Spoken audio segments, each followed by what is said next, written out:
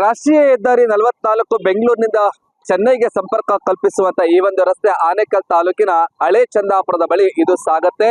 ನಿನ್ನೆ ಇದ್ದಕ್ಕಿದ್ದಂತೆ ಈ ಒಂದು ಹೆದ್ದಾರಿಯಲ್ಲಿ ಭೂ ಕುಸಿತ ಉಂಟಾಗಿದೆ. ನನ್ನ ಹಿಂಭಾಗದಲ್ಲಿ ನೀವು ನೋಡಬಹುದು, ಸುಮಾರು 20 ಅಡಿ ಆಳಕ್ಕೆ ಈ ಒಂದು ಭೂ ಕುಸಿತ ಉಂಟಾಗಿದ್ರಿಂದ ನಿನ್ನೆ ಕಿಲೋಮೀಟರ್ ಗಟ್ಟಲೆ ಟ್ರಾಫಿಕ್ ಜಾಮ್ ಆಗಿತ್ತು. ಈ ಒಂದು ಕಾಮಗಾರಿ ಮಂದಗತಿಯಲ್ಲಿ ಸಾಗ್ತಾ ಇದೆ. ಸುಮಾರು 120 ಕೋಟಿಗಳಲ್ಲಿ 3 ಅಂಡರ್ ಪಾಸ್ಗಳು ಸುಮಾರು 12 ಕಿಲೋಮೀಟರ್ ಉದ್ದದಲ್ಲಿ ನಡೀತಾ ಇದೆ. ಈ ಒಂದು ಹೊಸೂರು ಮುಖ್ಯ ರಸ್ತೆ ಅತಿ ಹೆಚ್ಚು ವಾಹನ ದಟ್ಟಣೆ ಇರ್ತಕ್ಕಂತಹದ್ದು. ದಿನವೊಂದಕ್ಕೆ 2 ರಿಂದ 3 ಲಕ್ಷ ವಾಹನಗಳು ಇಲ್ಲಿ ಸಂಚರಿಸ್ತವೆ.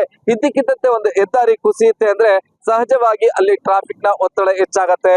ಈ ಒಂದು ಮಂದಗತಿಯ ಕಾಮಗಾರಿಗೆ ವಿಳಂಬ ಆಗ್ತಾ ಇರೋದಕ್ಕೆ ಕಾರಣಕರ್ತರೆ ಬೆಸ್ಕಾಂನವರು, PWDನವರು, ಹಾಗೆ ಇಲ್ಲಿ ಸ್ಥಳೀಯ ಸಂಸ್ಥೆಗಳು ಈ ಹೆದ್ದಾರಿ ಪ್ರಾಧಿಕಾರದವರಿಗೆ ಮತ್ತು ಹೆದ್ದಾರಿ ಪ್ರಾಧಿಕಾರದವರ ನಡುವೆ ಕೋಆರ್ಡಿನೇಷನ್ ಇಲ್ಲದೆ ಇರ್ತಕ್ಕಂಥದ್ರಿಂದ ಇದೆಲ್ಲವೂ ಕೂಡ ಸಮಸ್ಯೆಗಳಾಗ್ತಾ ಇದೆ. ಈ ಟ್ರಾಫಿಕ್ ನಿಂದ ದಿನ ಪ್ರತಿನಿತ್ಯವೂ ಕೂಡ ಜನ ಹೈರಾಣಾಗಿದ್ದಾರೆ, ನರಕ ಯಾತನೆಯನ್ನ ಅನುಭವಿಸ್ತಾ ಇದ್ದಾರೆ.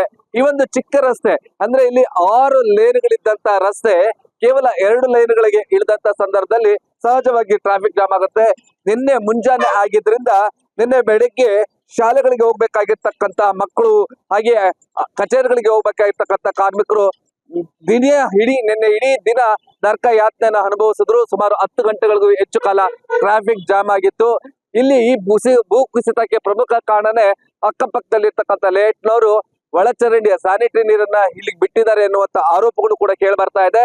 ಇಲ್ಲಿ ಗುತ್ತಿಗೆದಾರರು, ಟೆಂಡರ್ ಅನ್ನ ಪಡೆದಿರ್ತಕ್ಕಂಥ ಗುತ್ತಿಗೆದಾರರು, ಸ್ಥಳೀಯ ಸಂಸ್ಥೆಗಳು ಮತ್ತು ಹೆದ್ದಾರಿ ಪ್ರಾಧಿಕಾರದ ನಡುವೆ ಇರ್ತಕ್ಕಂಥ ಒಂದು ಸಮನ್ವಯದ ಕೊರತೆಯಿಂದಾಗಿ ಜನ ಹೈರಾಣಾಗಿದ್ದಾರೆ. ಈ ಕೂಡಲೇ ಈ ಕಾಮಗಾರಿ ವೇಗವನ್ನ ಪಡ್ಕೊಳ್ಬೇಕು ಮತ್ತು ಜನರಿಗೆ ಒಂದಷ್ಟು ನೆಮ್ಮದಿಯನ್ನು ಕೊಡ್ಬೇಕು. ಈ ಒಂದು ಕೋಆರ್ಡಿನೇಷನ್ ಯಾವಾಗ ಆಗತ್ತೆ ಮತ್ತು ಈ ಒಂದು ಅಂಡರ್ ಪಾಸ್ಗಳು ಯಾವಾಗ ಮುಗಿಯುತ್ತೆ ಎನ್ನುವಂಥದ್ದು ಕಾಲವೇ ನಿರ್ಧರಿಸಬೇಕಾಗಿದೆ. ಇದರ ನಡುವೆ ಜನ ಮಾತ್ರ ನಿತ್ಯವೂ ಈ ಒಂದು ಹೊಸೂರು ಮುಖ್ಯ ರಸ್ತೆಯಲ್ಲಿ ನಿರ್ಮಾಣ ಆಗ್ತಾ ಇರ್ತಕ್ಕಂಥ 3 ಅಂಡರ್ ಪಾಸ್ಗಳಿಂದ ನರಕ ಯಾತನೆಯನ್ನು ಅನುಭವಿಸ್ತಾ ಇದ್ದಾರೆ. ಯಾವಾಗ ಮುಕ್ತಿ ಸಿಗುತ್ತೆ ಕಾಲವೇ ನಿರ್ಧರಿಸಬೇಕಾಗಿದೆ. ಏಷ್ಯನ್ ನೆಟ್ ಸುವರ್ಣ ನ್ಯೂಸ್ಗಾಗಿ ಕ್ಯಾಮ್ರಾಮನ್ ರವಿಕುಮಾರ್ ಜೊತೆ ಆನೇಕಲ್ ಮಂಜುನಾಥ್, ಹಳೆ ಚಂದಾಪುರದ ಈ ಒಂದು ಭಾಗದಿಂದ.